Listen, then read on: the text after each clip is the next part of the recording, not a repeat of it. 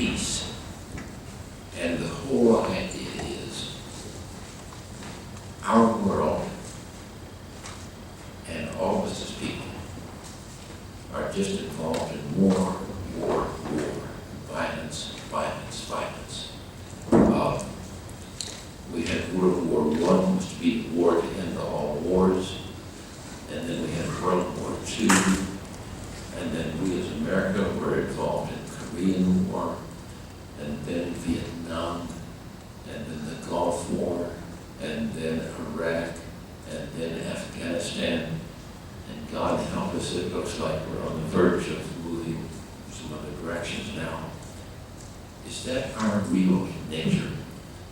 Or should we, as religious people, whatever faith we are, or if we're no faith, but we're people that believe in goodness, is there another direction we can go? So, our usual moderator, Mitzi Linton, is a good-looking young lady from Britain. She can't be here today, so you got me. Come here, Brother Thomas. I'm obviously not a good-looking woman and an ugly old guy, and I don't have a British accent, so we'll go. But we're glad to have you all here today, and we're glad that our panel is here.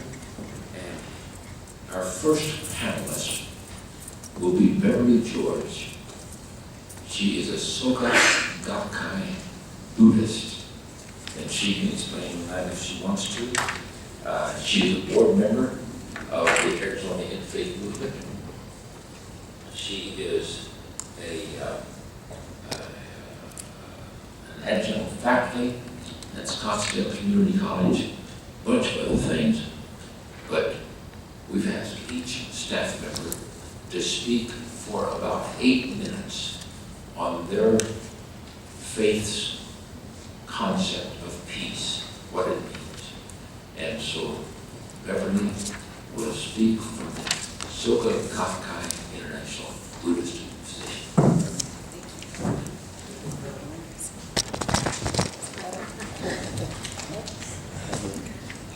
Good morning. Soka Gakkai is a lay Buddhist organization that is based in 192 countries throughout the world. We practice Nichiren Daishonin's Buddhism, which was founded by Nichiren Daishonin in Japan in the 13th century. We follow all of the Buddhist teachings coming from the original Buddha, Gautama and Siddhartha. And then we have the exponential differences in terms of how we see the world through the Buddhist teachings. So I'd like to talk to you this morning about starting with hatred and discard. Is it built into the human psyche? Our president of our organization, Daisaku Ikeda, prepares a peace proposal that's sent to the United Nations every year, giving our take on what actions can be taken to achieve peace in the world. And I'll cover several of those. But I'd like to start by giving you some fundamental Buddhist concepts. So Daisaku Ikeda says the function of both the devil and the Buddha exists within our lives. Ultimately, the battle is with ourselves. Whether or not Buddhists practice or not activities in society, or whether in historical, political, or economic developments, everything boils down to a struggle between positive and negative forces. So in the context of Nichiren Daishonin's teaching, good means the fundamental nature of enlightenment, or absolute freedom and happiness, resulting from profound self-knowledge. Evil indicates the fundamental darkness of life's innate delusion, negating the potential of enlightenment and causing suffering for oneself and others. This innate darkness echoes with the spirit that our lives are ugly and meaningless. It drives a wedge of fear that splits the hearts of people into us and them. The Daishonin's concept of good and evil in this sense may be better understood as the dynamic, innate workings of life that become manifest or dormant rather than the external moral codes determined by cultural and social conditions. A Buddha is someone who has the courage to acknowledge those two fundamental aspects of life. As he states, one who's thoroughly awakened to the nature of good and evil from the roots to their branches and leaves is called a Buddha. Buddhas accept their innate goodness without arrogance because they know all people share the same Buddha nature. Buddhas also recognize their innate evil without despair because they know they have the strength to overcome and control their negativity. Buddhas understand the heart of people in myriad conditions and circumstances. They are capable of guiding others to their own awakening. This is because Buddhas share the same conditions as others, yet have the strength and wisdom to control their own evil. Paul Tillich, a noted philosopher and theologian of the last century, said the courage to affirm oneself must include the courage to affirm one's own denial debt. The faith that enables us to experience the freedom and happiness of Buddhism is synonymous with courage to see our potential for both good and evil. And so, one of the things that we talk about when we talk about extending an olive branch to our enemies or to people we don't like or people we really can't get along with is that in President Gator's priest's proposal, he talks about the fact that we need to do is to unite across our differences to establish clear and universal opposition to all acts of intolerance or violence. The SGI's efforts to build a culture of peace and culture of human rights promoted by the UN arise from a conviction that they can contribute to fostering this kind of human society. The true significance of culture of human rights resides in creating a society in which each of us is empowered to bring forth our inner goodness, to strive proactively to protect the rights of all. Together we can work to promote and strengthen the enjoyment of human rights throughout society. Gandhi used examples of historic figures like Ashoka, a king who back in the 304-322 BC waged war on Kalinga, a neighboring state. He wanted to conquer everyone in that state. He did so. There were 100,000 people who died and 150,000 people were taken into captivity. Lamentations of the survivors rose from the smoldering ruins of destruction and touched King Asoka's heart, who then relented that he had caused so much suffering. So his goodness began to come forth when he realized that he had made these people suffer. Over the remaining decades of his reign, he dispatched peaceful emissaries to other countries, encouraged cultural exchanges, and had stone pillars engraved with edicts, with admonitions against taking life erected throughout the land. He changed from a fair tyrant to a pacific leader, and that is what is meant by the oneness of good and evil, that at any time, although he was a very evil person, he overcame that to compassion and sympathetic understanding of people's suffering. So what are some practical steps that we can take as faith communities to promote peace? Let me share some of the things that the SGI has done and some things that Ban Ki-moon, Chairman of the United Nations, talks about. And he said, culture of peace to counter violence and hatred is mirrored in our strongest arsenal in the face of violence, and hate is our shared values. Culture of peace is a set of values, attitudes, and ways of life that reject violence and prevent conflict by tackling their root cause. He said, we are many cultures, but one single family, bound by respect for human rights and dignity for all. First, we need a new commitment. He says we need a new commitment to respect the right to be different and make the most of diversity as a strength to share. And so what the SGI as a faith community has done is to focus on a peace proposal, but also on the concept of education for global citizenship. which we feel would be promoted throughout elementary school, middle school, and high school. And we've written many of these proposals. He talks about education with a particular focus on young people, because that's where peace is going to start with the generation that's coming on, once they understand what global citizenship means. The world needs the kind of education that can create value, underpinned by indomitable hope and spirit of learning from the collective wisdom of mankind. Achieving universal access to primary and secondary education to eliminate gender disparity at all levels and to promote education for global citizens. New education for global citizenship was to be launched in collaboration between the UN and civil society. The major key in terms of peace that we have spent many, many years working on is a support, an exhibit, and a call for the abolition of nuclear weapons. We've had many meetings and many exhibits traveling throughout the world talking about the destructive side of the nuclear weapons and calling for the abolition and discussion among all nations on whether nuclear weapons have a place in our society and whether or not just having them is a deterrent to true dialogue about peace. So what we've done is we've created certain exhibits. The first one was called War and Peace in 1989, talking about all the wars and peace that needs to come with it. The other one was Toward a Century of Humanity, Human Rights in Today's World, talking about the UN Charter for Human Rights. The third was Building a Culture of Peace for the Children of the World, based on all of the canons that were created by the United Nations for the culture of peace. And these have been shown around the world in support of the UN Decade for Human Rights Education and the UN's effort to promote a culture of peace starting in 2000. We collaborate with other and non-governmental organizations, which we are, and a lot of the non-governmental organizations include other faith groups who are part of this panel who are working ardently, so dedicatedly to eradicate weapons of mass destruction or any kind of weapon that is a deterrent to peace.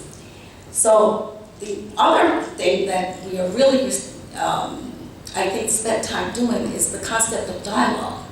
And sometimes in the age of Facebook and texting, we believe that what has been lost is the discussion and the exchange of ideas between people face to face. I'm not talking about Facebook where you can put it on the wall. They mean face to face, put down the phone, because if people really do not understand each other, their diversity, their culture, then they're fed information, sometimes mistakenly creating misconceptions about the people that they put in one category because of fear and hate. And so dialogue, one of the things that President Kennedy has done for the last 30 years, he has gone and spoken to many leaders throughout the world in dialogue about what are their issues, what are their aspirations, and what do we have in common. So basically what we're doing is we're featuring what is it we can meet with what the commonality of the human race is, because it has to do with humanity, humanitarian issues. And so it on the land, so one of the things that I'm going to be closing now is President Kennedy talks about dialogue underlies the way there is common humanity that unites all of us irrespective of cultural, linguistic, or national difference. It's fitted that this common humanity is often only realized in times of crisis. It is important, therefore, that we maintain this disaster spirit in normal times as well. And so our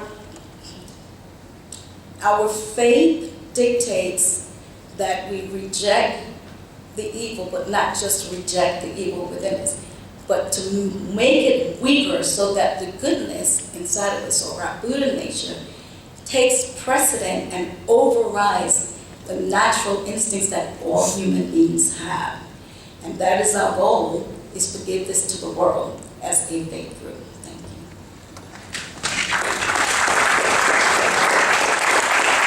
Thank you, Beverly. I didn't say before that questions after all the speakers have spoken. So there'll be a time for you to ask any questions you want. I also need to say, we said to each speaker, speak for 8 minutes. When you've spoken 7 minutes, I'll give you a 1 minute warning, okay? Just so we can try to. What's the warning going to look like?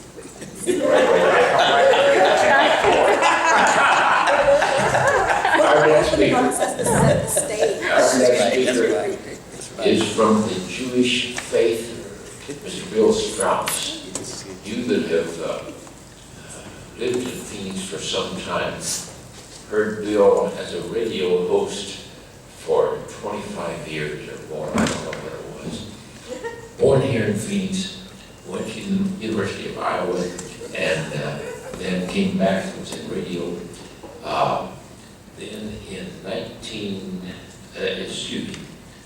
2001, he assumed the position of the director of the Anti-Defamation League.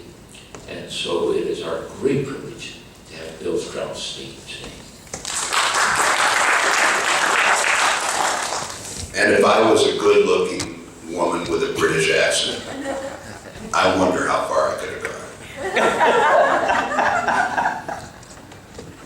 Well, I need to modify myself here. First of all, the reason that I was very flattered to be asked to participate in this is the organization, and about 20 years ago I was involved with Arizona Interfaith. The organization is founded on the one principle that we need to achieve what we're talking about today. One principle, and we can't do it. We can't get it right. The golden rule, if it, as an overlay on the philosophy of every religion, every belief system, that's all it would take. The other thing I want to say is, I started thinking about peace. I am no expert on peace, but it's really hard for me to even find examples of it. I don't even know that many individuals that I would describe as at peace with themselves. And then I started thinking about families. Adrian Peterson's a pro football player who's now under indictment and very justifiably under fire for hitting his 4-year-old kid with a switch. I wonder how many families enjoy peace. Then I started thinking about Phoenix. You think this is a peaceful town? I mean, do you? I really don't. It's my hometown. I don't know that I've been in that many peaceful towns. I love Madison, Wisconsin. It's a boiling pot all the time. I love it. I'd go there anytime. The United States, are we a peaceful country? You could make an argument we're the least peaceful country in the world, in the history of the world. And to look at the world and find examples of peace. So I wanted to talk about examples, just a couple, because I can only think of a couple. And Martin Luther King Jr. is at the top of the list. How many of you saw the CNN series in the 60s? Martin Luther King Jr., along with the Beatles, was the thread that connected every episode of that. And if you haven't seen it, it is so worth your time to go get it. I think it's 8 or 9 hours. If nothing else, it will remind you of what it takes. When Martin Luther King Jr. was around, I remember thinking, this guy is a very big deal. Shame on me, because I was reminded just what a big deal he was. Because if you think things aren't peaceful now, and I'm looking at the room and I'm happy to say most of us were around in the 60s, and it was less peaceful then than it is now. It's hard to believe. My children don't get it. It's not close. And Martin Luther King Jr., through it all, through pressure from within the African American community, he stuck to this. I just didn't think it was going to work. And now, looking back at the 60s, looking at the fact that Martin Luther King Jr. was a compelling force to make Lyndon Johnson possibly the best president of my lifetime, can't believe it. Think about that statement.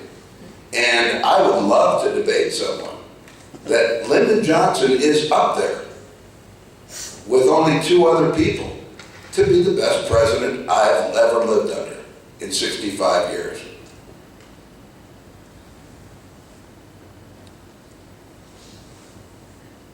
I've got a really pessimistic view of world peace. I see religion used as not a bulwark of counter violence to violence. I see religion being used all the time as a justifier of violence. On 9/11, the evening of 9/11, George Bush was thanking God for the strength to continue, and at the same time Osama bin Laden was thanking God for allowing the success of his mission. Everybody's thanking God.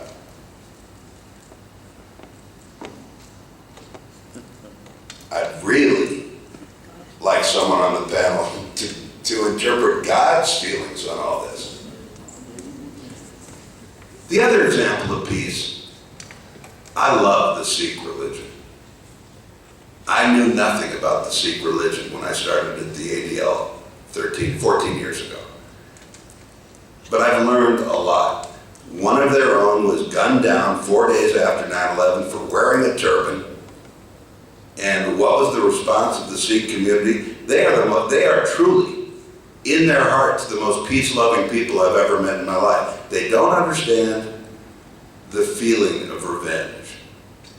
An eye for an eye, not a part of the Sikh philosophy. They don't understand it. Someone asked me at a forum, we had these forums where they would ask things that if you're black in America, you don't ask about hate crimes. If you're Jewish, you don't ask. You've been there. They wanted to know things that, it's really touching to me. Do we tell our boys not to wear their turbans to school anymore because it makes them more of a target? Think about that question. A mother. Should I do something that goes against the tenets of our religion because it will make my son safer in a world where people are gunning down people who wear turbans?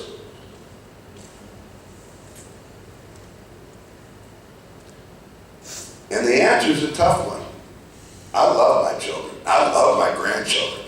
And I would do anything to keep them in a peaceful world. At the same time, I will never let the bad guys make the rules for me. And that's what I told them. It's an internal decision. And however you worship God, God's going to understand your decision either way. You're kidding. That was 7 minutes?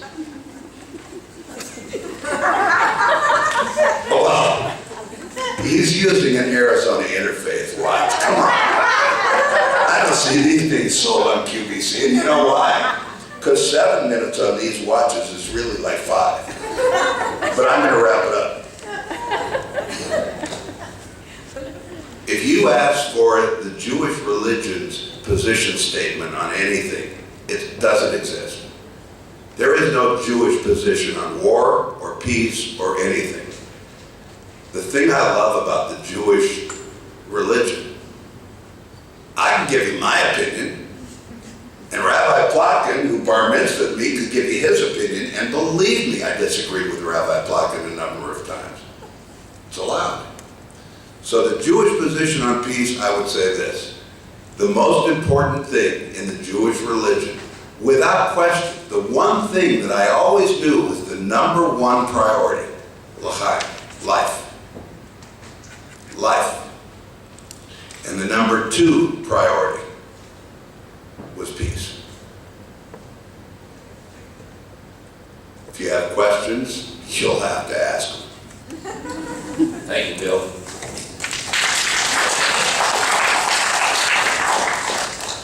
Now, our third speaker is from the Family Federation of World Peace and Unification.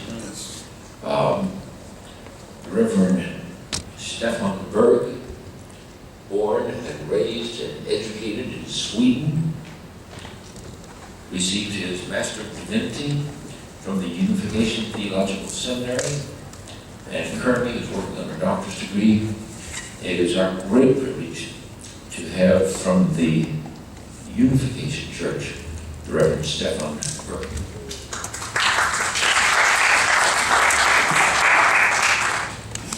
Thank you. You get down the wire there too.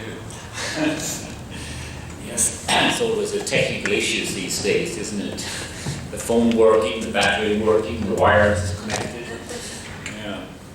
The Family Federation for World Peace and Unification, formerly known as the Unification Church, was founded by Reverend Sang Myung Moon some over 40 years ago now. It's in 1954 in Korea. And at the age of 92, he passed to the other world. That's 2 years ago now. And I greatly respect him. I met him on a number of occasions, and his family and his wife. And I'm reading some of his speeches and taking inspiration from there. And I found this about peace, and I thought this would be good for today, is the fundamental principle of true peace, given in 1994 at the Second World Peace Conference of the Federation for World Peace. It was a gathering of a whole host of heads of state and so forth, including Michael Gorbachev and so forth, thinking about these issues, how to make peace. And Reverend Moon is very, always speaks very plainly. He usually goes back to the Bible. And in this case, it says the origin of this ongoing conflict lies in the relationship between two individuals, men and women, who are themselves torn by internal conflict. The solution to our complex global difficulties lies in creating unity between mind and body, and in harmonizing the relationship between men and women. And it says it comes from actually in the Garden of Eden, the source. It says that the principle of heaven is that whenever a relationship of love is established, whether false love or true love, ownership is established from that point. Because of this principle, human ancestors, Adam and Eve, came under the ownership of Satan. Before the true love of God had a chance to be perfected within the human mind, the mind became bound by Satan's false love, and that enabled Satan to take root in the body. And God has been at work since that time to project the power of true love into the human mind in order to bring about the absolute subjugation of the body, now engulfed in false love.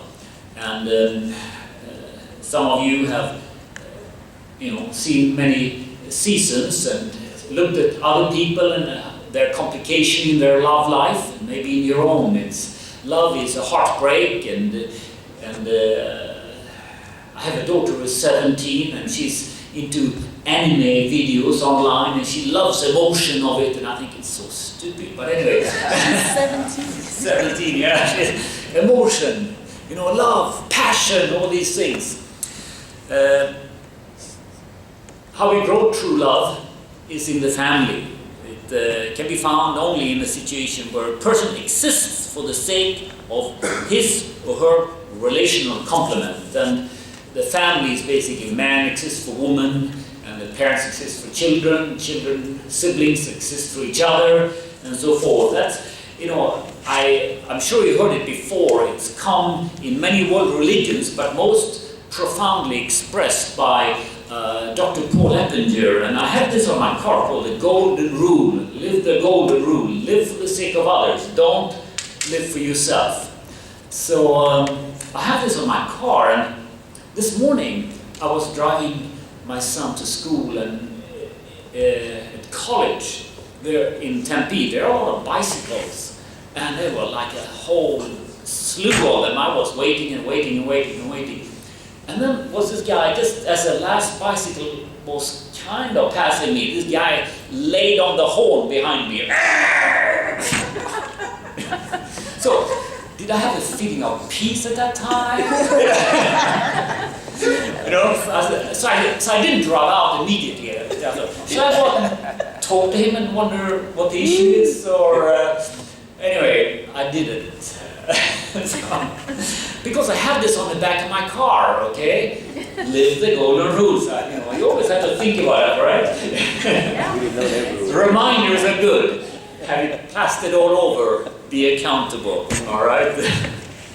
So this is true love. And the family is like the focus of true love, the training ground of true love. And that's when a man and woman comes together in love, in true love, that's when, when it starts, and that's how we can have children, the next generation. And we're all in a position of being somebody else's sibling, child, spouse, or parent. We're all in a family cluster of some form. And if we feel a love from that unit of that family, then we feel more love than if we are abused, especially in the area of love. We heard on the news many of the wars, they are using rape as a mass tactic, and that's terrible on a mass scale, even on an individual scale. It's terrible. The love experience is something very precious that should be guarded and protected before marriage and after marriage. One family. I happen to not be a British, nice-looking lady with a British accent, but I got a wife who is. Give her a hand. My wife Jane. Yeah. So I'm very fortunate. And but anyway, it's in the family that love is developed and we grow. Of course, if we can make the family experience wonderful, then maybe we'll have a good feeling in the morning when we are rushing to work, instead of being irritated, and kicking the dog and, doing whatever we're doing. It starts off from our daily life.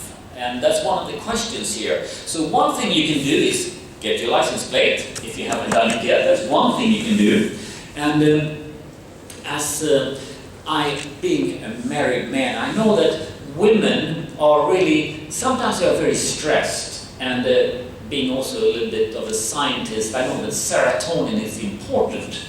So I thought that today I would take the chance of making life more peaceful, and I had a bag of chocolate with me. Dark chocolate is really good for ladies. The man that doesn't really can have either milk chocolate or anything else, it's fine. But women need serotonin. There's a dark chocolate thing. So if your wife is wanting to read a book and eat bonbons, it's okay. She'll become nicer after that, right? And if the wife is happy, the husband is happy.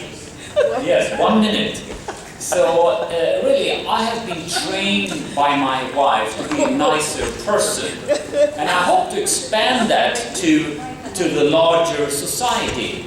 So my wife also likes me to cook meals, take out the laundry, fetch the mail. These things that wives train their husbands to do sometimes.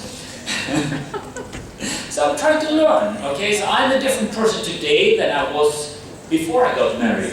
And I think it's really important to have a good family, and that's where peace is formed and growing. It's an education of love. If our children have a good experience, they will pass that on to their families. So the family is the core of peace. And that's where it starts. Reverend Moon has also done a lot of things on the international level, and he's really promoting. In 2003, through the Philippine delegation, he made a proposal that the UN should have an interfaith component, where leaders of people of faith should gather and discuss, because the UN hasn't done a good job to make world peace, only using secular means. Political, military, or business. There is no prayer going on there. There is no religious component. As a panel of religious leaders, we are concerned that God will be in the center, or the the teachings of age-old wisdom will be in the center of what we are doing, not just money and guns.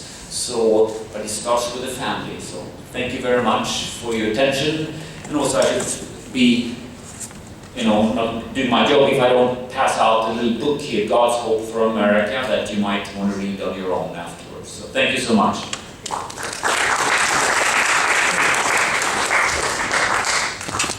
Our next speaker is from the Muslim faith, Imam Khalil Sultan. He's a motivational, inspirational speaker, the founder of YES, which is Youth Empowerment Seminars. Let me invite us to hold the books until, hold the books and we'll pass them out later. So our two last speakers have a chance to speak directly to you. All right. Imam Khalil Sultan, the founder of YES, which is Youth Empowerment Seminars, helping youth and adults to become who they are created to be. So, Imam Sultan.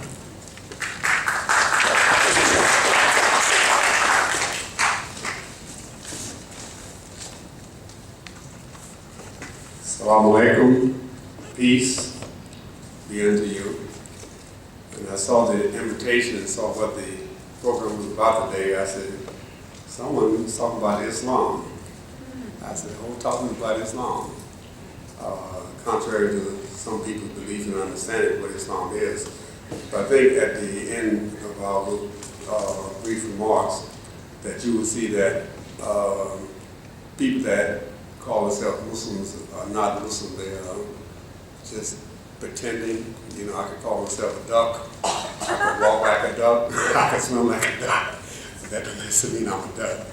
So we have different people who use names, but they do not represent the religion, or they do not represent the cause that it's all about.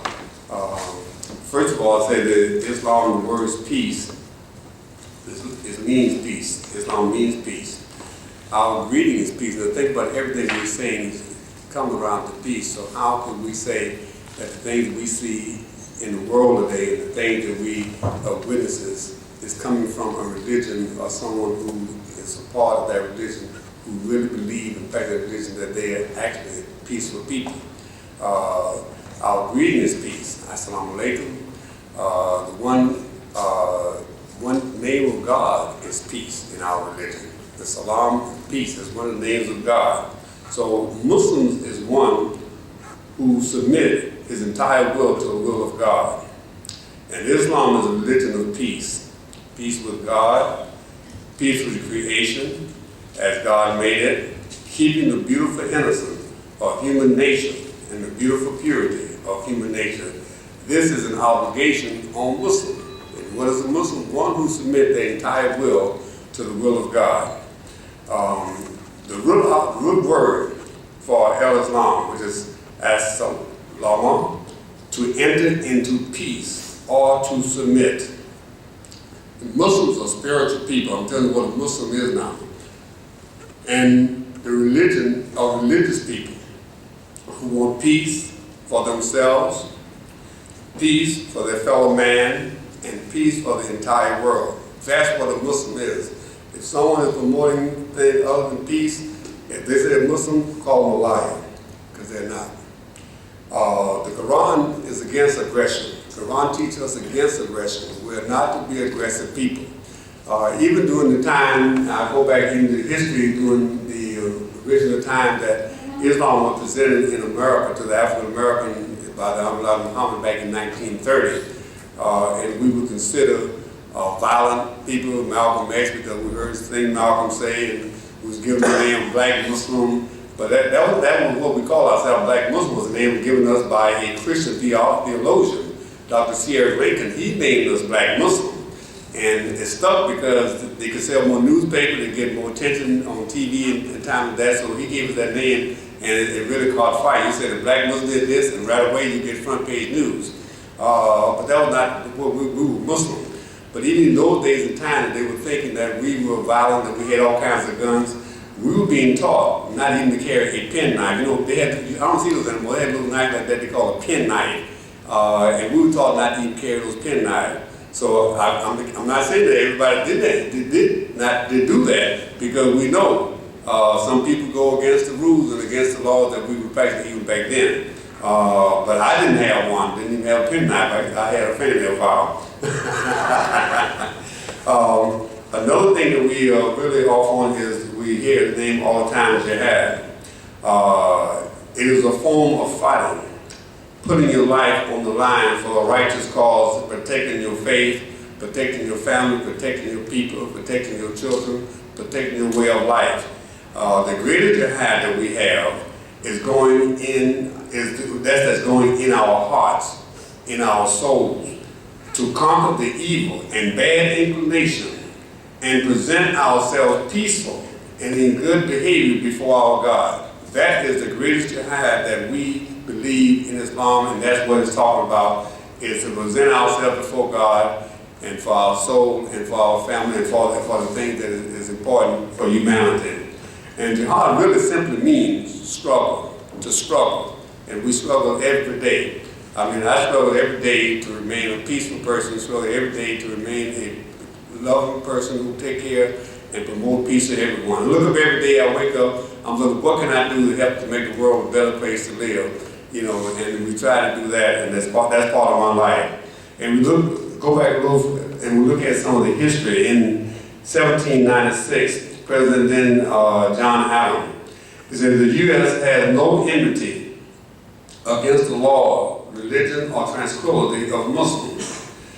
That's when the treaty was signed back in Morocco back in 1796.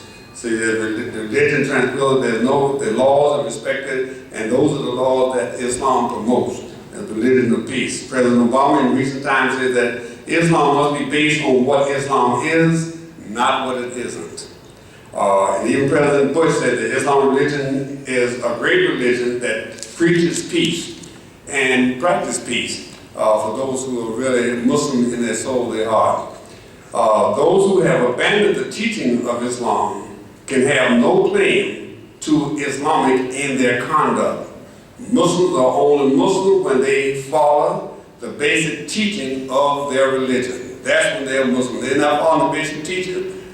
You can be a Muslim today and you can be a Satan 5 minutes from now. You can become a Satan in 5 minutes, but you're not in a Muslim form, you're not practicing Islam. Peace is a requirement in our lives. Our souls have been created for peace. In history, the largest conversion of Muslims in the world at one time was done in 1975 under Imam Barker bin Muhammad, who was the leader for the most African American Muslims in the world. Over 1 million Muslims converted at one time from what we would taught was Islam into the traditional Islam according to the Holy Quran. So we as a people, we promote peace, we protect peace, we are peaceful other people, and we know that peace is the only way that we can be if we are to live the life of being a successful Muslim in this life. Thank you very much.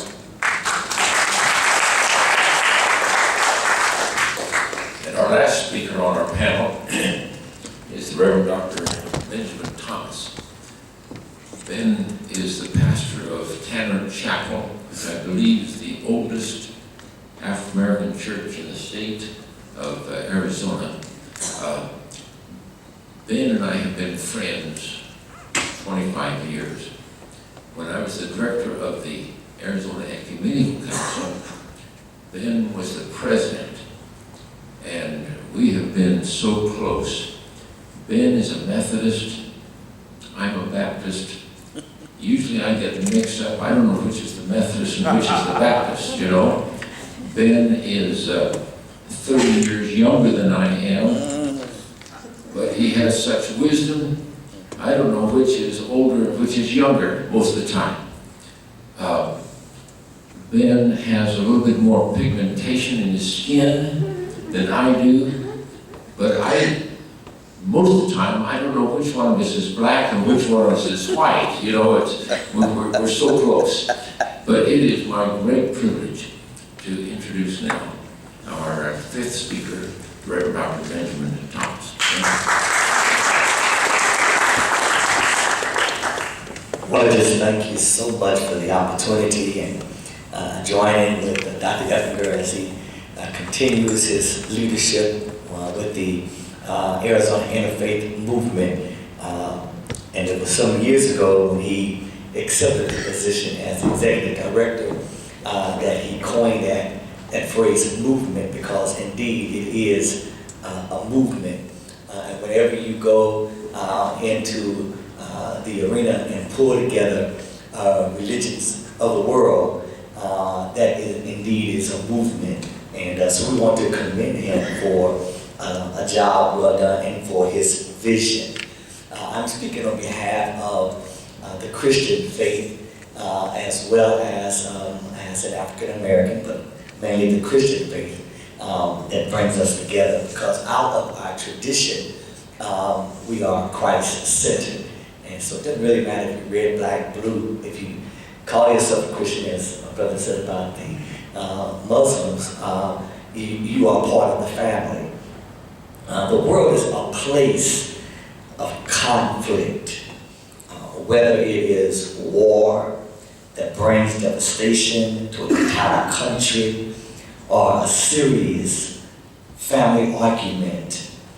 Everyone experiences conflict to some degree. Through the Bible, God makes it clear that He wants us to be a people of peace. He wants us to feel peace in our hearts in all situations, because we are strengthened by His love and our trust in Him. And He wants us to share this peace with others. Enjoy this collection of quotes that I'm going to share with you regarding peace. And I'm just going to really highlight them so that I can stay within my 7 to 8 minute time frame. Our writer of the gospel, the epistles, Romans, by Apostle Paul, chapter 12, it says, if it is possible, as far as it depends on you, live at peace with everyone. Do not take revenge, my dear friends, but leave room for God's wrath. For it is written, it is mine to avenge. I will repay, says the Lord. On the contrary, if your enemy is hungry, feed him. If he is thirsty, give him something to drink. And doing this, you will heap burning coals on his head. Do not be overcome by evil, but overcome evil with good. Jesus came to the earth on a peace-making mission. And we, as Christian faith, have been mandated by Christ to be peacemakers in the world, to be advocates of peace, peace among people, peace with God through His Son Christ, and peacemakers especially in the church. It was Martin Luther King Jr., that I heard him quoted earlier, who said the ultimate measure of a man is not where he stands in moments of comfort and convenience, but where he stands in times of challenges and controversy. The true neighbor will risk his position, his prestige, and even his life for the welfare of others. And because we are advocates of peace, we have the responsibility to stand up and be accountable. What a great world this would be if all of the religious influences got together and advocated real peace. Peace not only among our fellow men and women, because even in the Christian faith, there is unrest. Even in the Christian family, there is turmoil. In each and every one of our religious circles, there is turmoil. And as spoken earlier, there's good and there is evil. And there's good and evil in the world. But the ultimate measure in the end is what we do. What we represent and who we represent and how we represent. Before I give you a quotation, a final quotation regarding peace and nonviolence by Dr. Martin Luther King Jr. in 19 1957. You want to just share with us the three brief points. One, if we're going to have true peace, first thing we're going to have to do is communicate. And I'm going to say continue to communicate, because we've been communicating that there's a need for peace. We've been communicating and advocating ways to have peace, but we have not accomplished it yet. But it's not impossible. It's not impossible. Far-reached, but not impossible. If we communicate with each other and respect each other with what we're communicating, it will help to bring about a sense of peace among us. But we not allow our differences to separate us, we'll be able to find peace among ourselves. And I really want to I'll give time for questions, as Dr. Paul said earlier, just want to make sure I get within my time. And the second thing is cultivate. Hate is cultivated. If you put 4 3-year-old children on a parking lot or in a park, red, yellow, black, and white, they will get along just fine until they are influenced by, I see some nodding, yes. They will get along just fine until they get influenced with outside or other prejudices. And I heard it mentioned earlier about families and responsibility in families. Hatred is taught. And just as hatred is taught, a way of peace can be taught, so that the peace, the good, can overcome the evil. Because evil is always going to be present in the world, and we must be willing to speak and teach and educate and cultivate a spirit of peace. And then, because Christ commissioned it for the church, I go back to my passage of scripture in Romans chapter 12. If it is possible, did you catch that? As far as it depends on you, it's up to each one of us individually. Live at peace with everyone. Live at peace with everyone. Do not take revenge, my dear friend, but leave room for God's wrath. For it is written, it is mine to avenge. As we close, I want to just share with you something quoted by Dr. King in 1957. And unfortunately, nothing has changed since then. But it doesn't mean we can't stop advocating for peace. He says, now with the question that we face this evening is this: in the light of the fact that the oppressed people of the world are rising up against that oppression, in the light of the fact that the American Negro is rising against his oppression, the question is this: how will the struggle for justice be waged? And I think that is one of the most important questions confronting our generation as we move to make justice a reality on an international scale, as we move to make justice a reality in this nation. How will the struggle be waged? It seems to me that there are 2 possible answers to this question. One is to use all the prevalent method of physical violence, just to remove it all. And it is true that man throughout history has sought to achieve justice through violence. And we all know the danger of this method. It seems to create many more social problems than it solves. And it seems to be, to me, that the struggle for justice, that is a method entirely futile. If the Negro succumbs to the temptation of using violence in his struggle for justice, unborn generations will be the recipient of a long and desolate life of bitterness, and in his chief legacy to the future will be an endless reign of meaningless chaos. And there is still a voice crying into the vista time, saying to every potential Peter, put up your sword, and history is repeat with the bleached bones of nations and communities that fail to follow this command. Nonviolence is absolute commitment to the way of love. Love is not emotional bash. It is not empty sentimentalism. It is active outpouring of one's whole being into the being of another, and that's peace.